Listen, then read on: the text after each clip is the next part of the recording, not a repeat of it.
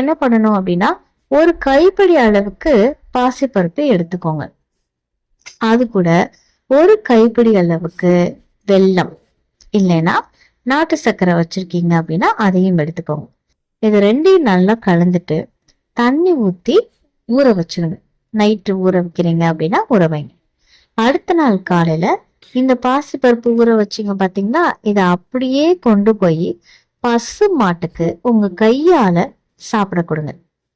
அப்படி கொடுக்கும்போது என்னுடைய கடன் பிரச்சனைகள் தீரணும், நான் வாங்கியிருக்கக்கூடிய இந்த கடன்ல இருந்து எப்படியாவது நான் முழுமையாக வெளியே வரணும், ஏதாவது ஒரு விதத்துல எங்களுக்கு நல்லது பண்ணுங்க அப்படின்னு மனசார பிரார்த்தனை பண்ணிக்கிட்டே நீங்க கொடுங்க.